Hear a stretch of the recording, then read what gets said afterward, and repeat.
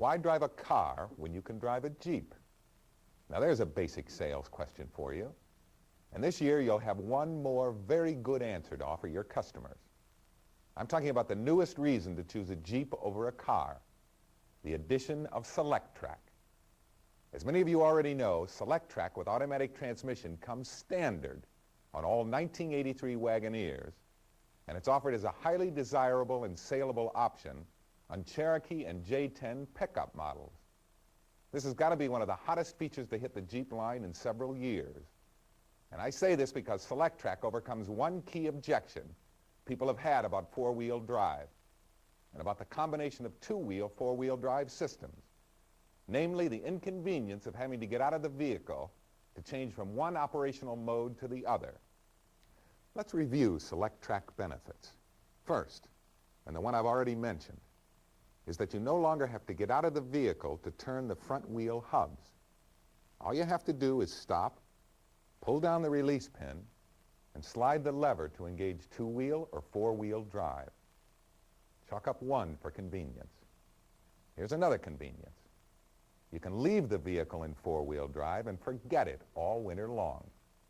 The special Selec-Trac system has a differential in its transfer case to allow the vehicle to be driven in four-wheel drive any time without worrying about changing back into two-wheel drive. A third convenience. You can remain in four-wheel drive and drive from mud or snow-covered roads onto dry pavement and keep on going without having to shift out of four-wheel drive. In addition, while in four-wheel drive, you can tow a trailer on dry pavement without fear of prop shaft windup and possible damage to the system.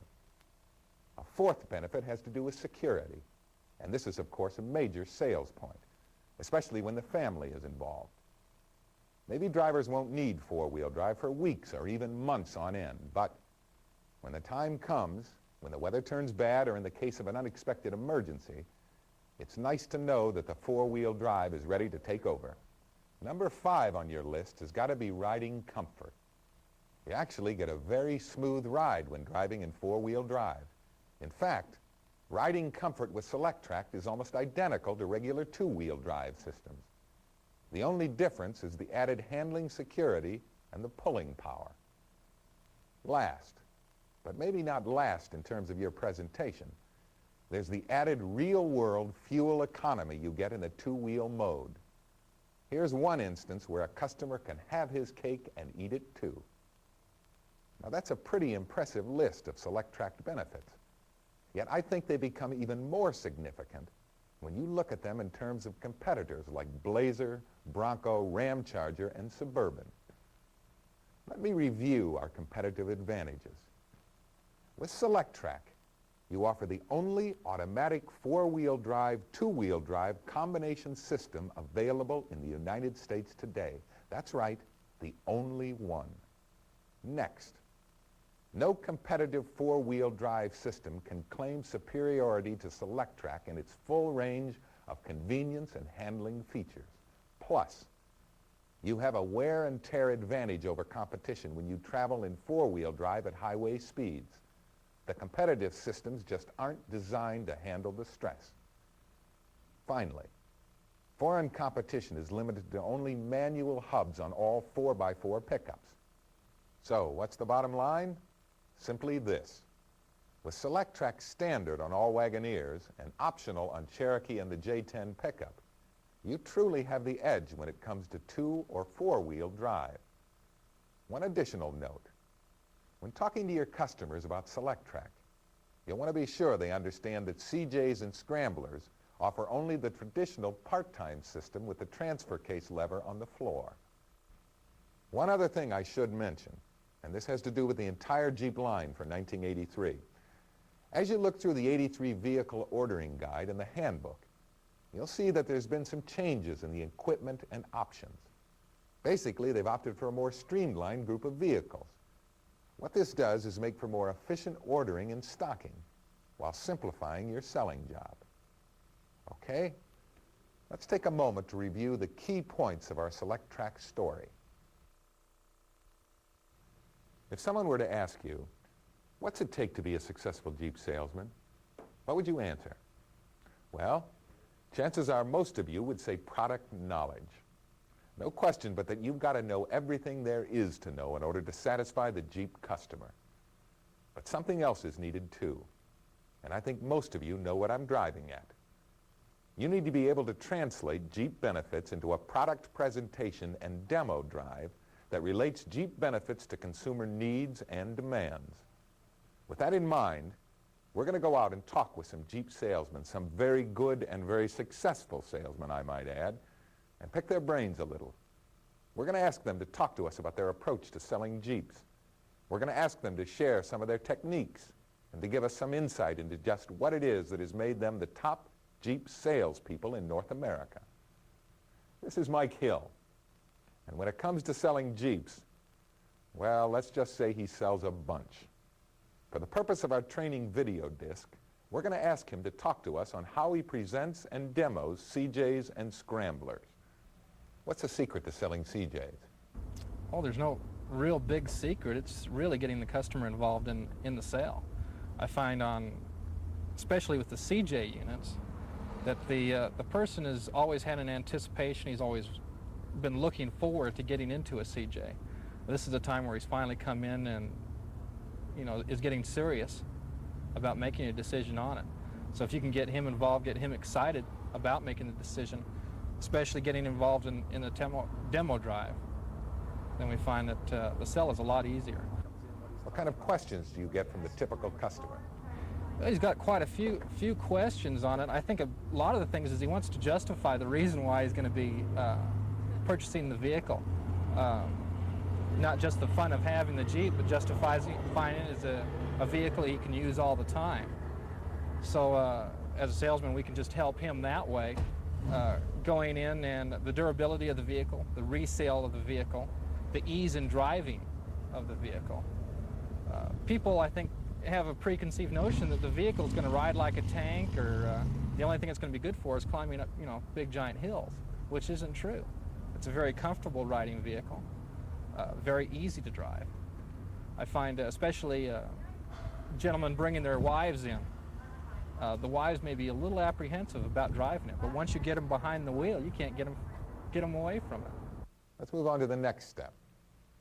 I'd like to have you tell us how you go about presenting the CJ. Where do you start? Okay, and starting out with the demonstration of the vehicle, I usually like to get the person inside of the vehicle itself, have them get a feeling for the controls, again, get a use of some of that excitement that the person usually already has when he's come in, okay?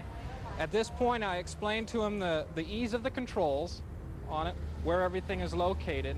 Then I have the customer get back out again, and we start going over different parts of the area. We go over the engine. If it's a 4-cylinder engine, I would explain to him the basics of it, cubic inches, 151 cubic inches, that type of thing.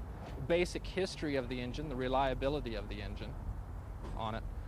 If the person is more interested in power, of course, we're going to be looking more over to the 6-cylinder engine, which has an excellent power, excellent dependability. It's a proven engine, over years and years. Going over the different designs on it, I would tell them the basic differences between the CJ5 and the CJ7. For instance, the CJ7 has the door type entrance in it, okay, whereas the CJ5 would have a hip type entrance on it. It's a big question the person has. What is the big differences? Why would I want a CJ5 as opposed to a CJ7? So we go into the, explaining factors. CJ7 is going to be longer, has a little bit better ride on it because of the longer wheelbase. It's going to be a little bit more stable on it. Also has a wider axle. Again, it's going to be more stable than the CJ5. With that stability and the length there, that you are going to lose some maneuverability, and the CJ5 might go places that the CJ7 wouldn't be able to just because of the longer wheelbase. And you explain these different types of things. There's plus and minuses on both sides. Another thing I like to show them, the roll bar system. Years ago, the roll bars were mounted on the fenders, okay? Now they've mounted all the way down here, giving you a stronger type roll bar. You have the shoulder harness going all the way across. These are all improvements they've made in just the last few years on it. It's very easy for a customer to get in and out of the CJ7 from the passenger side on it, showing them these types of things. A lot of times they're under the impression you still have to climb up and over the seat and to get into it. In talking with the customer, we found out a lot of times that the customer is going to maintain the vehicle himself, okay? So a lot of times when even the customer's looking under his own hood, okay, all he's seeing is pipes and hoses going everywhere, and you can't find anything. The big advantage to the CJ, especially, well, in the 6-cylinder or the 4-cylinder, everything is right there, easy to get to. He's not going to have any special types of sockets, tools he's going to have to get to. He's not going to have to play with the engine for a long, period of time just to change spark plugs. The oil filter is where he can get to it with both hands. Distributor, ignition, all the spark plugs are easily accessible. I found out a lot of times when you get a customer who's into tuning the vehicle himself, maintaining the vehicle himself, he can really appreciate the way the engine is set up on it. It still has all the required EPA, stuff on it, but it's easy to get to and it's an easy vehicle to maintain. The little things like the trouble lights underneath are just nice little added features that just give more, the customer more reasons why you should purchase the vehicle. What do you find are the major stumbling blocks in selling CJs and scramblers? What are the key objections? Well, there's a few. Again, the justification of the Jeep. Okay, the person has always wanted the Jeep. The CJ, the CJ5, CJ7 and Scrambler is what I'm talking about right now. In those type of vehicles, you're gonna find the customer again trying to justify the reason why he can go ahead and buy the vehicle. The price, I think that's on any vehicle right now. I think any vehicle you're going to be looking at is going to be going over $10,000. That's going to have the equipment that most people will want on it. And this is still, I think, hard for the customer to grasp. But once you sit down and talk over with him, explain to him the features that he's getting with the vehicle, it's an easy stumbling block to go over. Okay, let's go for the demo drive. I'd like to have you just talk about what you do, what do you say to the customer, anything that comes to your mind. Well, I'll always start out with me driving the vehicle for a couple of reasons. It gives me time to make sure that the vehicle is running properly, it's been pre-D'd properly, and the customer is going to experience a vehicle that is everything that it should be. In talking with him earlier, we will have decided what type of things that he wants in a vehicle and some of the things that are important to him. At that point, we'll start bringing up some of these things, some of the handling characteristics. For instance, now as we're going down through here, there's a tremendous ease in driving. I'm not wrestling with the vehicle at all. The vehicle shifts very easily. I'm not throwing my arm everywhere trying to find a gear. Very quiet, very smooth riding vehicle. I'll usually stop off in an area where I can talk to him for a minute, go over some of the controls with him, the heating, the ease in reaching all the controls. There's no lights. He can see his oil pressure, voltage, of course the fuel and the temperature. There's no lights that's going to just light up when he's in trouble. This is also another place where I can, depending on the traffic, show him the ease in the turning radius. And this always amazes them. Wait for the cars.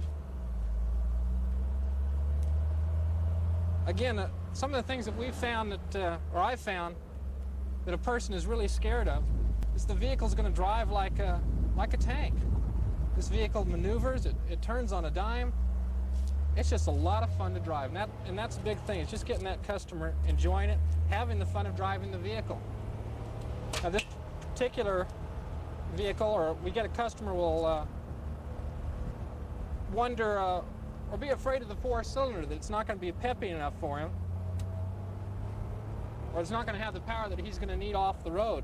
As soon as you get that person in driving the 4-cylinder, all those thoughts are going to go away.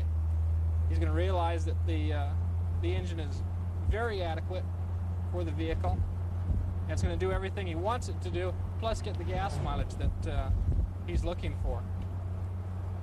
At this point, I would ask him if he has any questions on the vehicle, if he understands how the gear shifting pattern works, and then at that point I would pull over and let him drive it.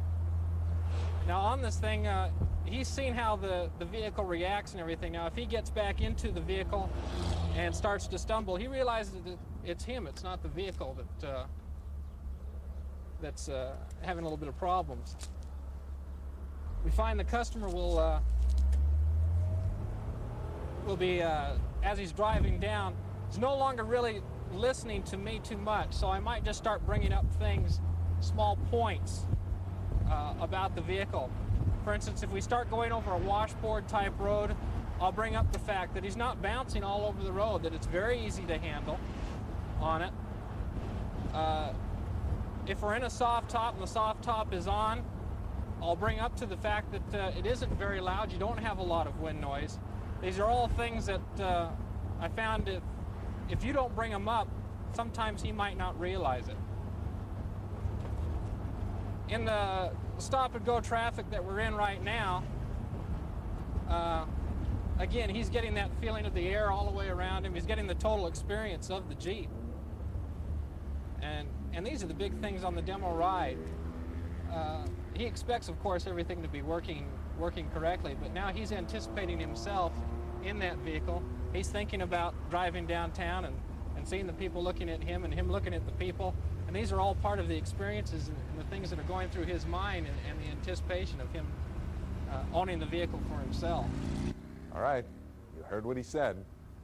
You may agree with some of his approaches or you may not. Whichever, Mike made a number of points which are worth talking about in terms of how you might use them in your own sales presentations.